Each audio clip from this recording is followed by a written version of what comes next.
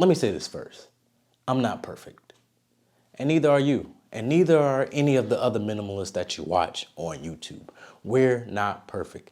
But there's a stigma and there's a stereotype going around that minimalists think they're perfect, think that everything they do is the best life to live, this and that. Well, I'm here to tell you that's not the case at all. And we also mess up from time to time. So let's dive into it.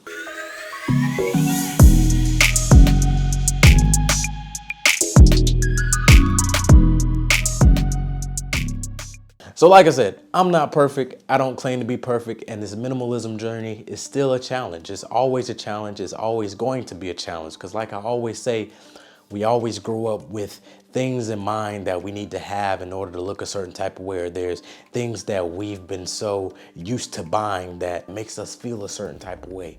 But I want to tell you this, man. As a minimalist, we mess up. I mess up from time to time. I do. I've bought things where I'm like, I didn't need that, but I wanted that and I bought it and didn't have any use for it. Or I bought something due to just wanting to buy it and didn't have any purpose for it in my life. And you know, as a minimalist, you try to steer away from that. Everything that you buy is purposeful, you need it, you're going to utilize it to its best ability. It happens. We get caught up in the buying funnel from time to time, and that's okay. It's not about having a perfect journey. It's about getting to a point where you no longer have to buy things out of just want, is need. You have purpose for everything in your life. And that takes time. It's not something that you can just snap or now you're a great minimalist. It takes time for you to kind of embrace that and get to that point in your minimalist journey. For you all that want to start to embark on this minimalism journey and this path to minimalism, think about these things. Don't think about being a perfect minimalist. Think about being a minimalist that fits your lifestyle. Think about doing it in stages. Think about taking baby steps. A lot of people say, oh, I want to be a minimalist and I want to live a minimal lifestyle. I got to do it the right way immediately. You don't have to do that. You look at people on YouTube and you see them living their minimal lives. They've done that for a while. You can't get to that point overnight. It takes time. It took them time to get there. It's still taking me time to get to where I want to get in my minimalist journey. And don't push yourself to want to be perfect. When it comes to decluttering, go slow. Don't just get rid of everything and now you feel some type of way. When it comes to buying things, don't just cut out everything that you're used to buying. Take baby steps. And this is another thing about minimalism and perfection. People think that minimalists don't like nice things. They think that we've perfected the craft of just wanting the most basic things out of life, that we just want the bare bones, the bare minimum. We don't need anything with brands and stuff like that. That's not ideal in the everyday world. I'm like an everyday minimalist. I live my life minimal, simple, and I still live an ideal life, if that makes sense. I'm not a minimalist that, oh, I can't wear Nike, or oh, I'm not wearing Jordan and things like that. No, I'm not that type of minimalist. Now, I'm not gonna have a bunch of items and overbuy and, you know, buy every Jordan that come out, or always purchase Nike with every time they drop something. That's not what I'm doing. I can't help that I enjoy those brands, or I enjoy certain brands. Certain brands fit well on me.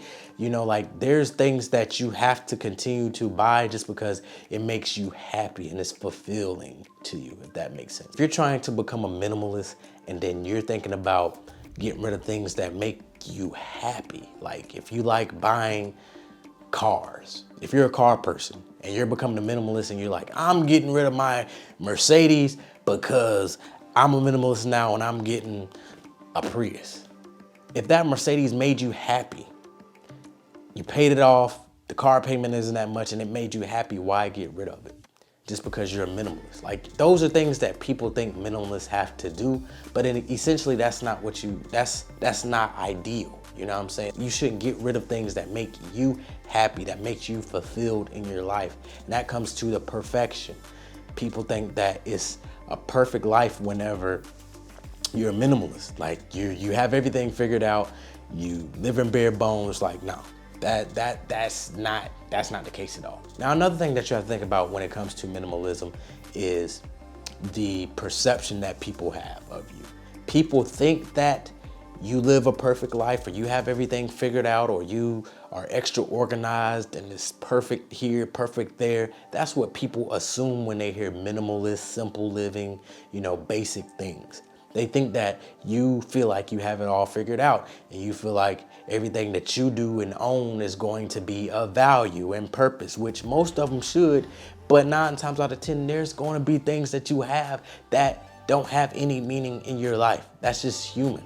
You know what I'm saying? You can't physically get rid of everything that don't have purpose in your life, but you have to make it a goal to get to a point where you have less things that's in your life that don't have any purpose. You know what I'm saying? So when you're trying to embark on this journey, please, please, please don't do the drastic measures where it's making you feel depressed, where it's making you feel less than, or you're looking at other minimalist YouTubers that's doing things this way and you feel like you can't. No. Do things how you want to do. You can consider yourself a minimalist by living simple, basic, decluttering, being a little organized, having things in a certain place where that's where you need to go to get it in your house. Those are minimalist things. It's not necessarily about a look. It's not necessarily about reaching perfection and just not having anything. And I've been seeing that a lot, and I wanted to create this video because whenever I see things like that, it's like people think minimalism is a one-size-fits-all or one template fit all, when it's not like that. You could look at me, you could look at Matt, you could look at Ronald Banks, you could look at a whole bunch of minimalists here on YouTube, and everybody kind of operates differently, but we have the same mindset and ideology that we try to abide by. But each one of us look at things from a different perspective and different picture on how we live our lives. You can't really tell someone how to live their life as a minimalist. It's not a one size fit all. You can't do that. You can't say, oh, you're a minimalist, why do you have a bigger apartment? You can't say, oh, you're a minimalist, why do you have this type of car? Whatever that person needs to live a fulfilling life is what they need. I'm not about to be in a tiny apartment just because I'm a minimalist. I need space. I need places to put some things, you know what I'm saying? You have to think about that. So when you go down this journey, think about not trying to reach perfection, but trying to improve month by month, day by day, year by year. It's a journey. It's not a sprint. It's a marathon.